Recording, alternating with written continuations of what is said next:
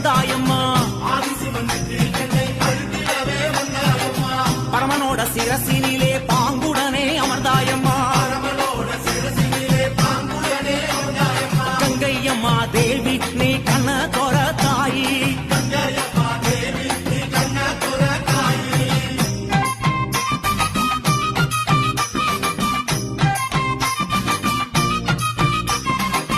ஏழு கடல் சீமையெல்லாம் சூழ வந்தாய் கங்கையம்மா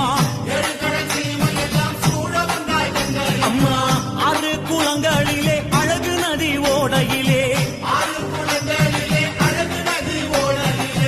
எரி குளங்களிலே எழுந்து விளையாட வந்தாய்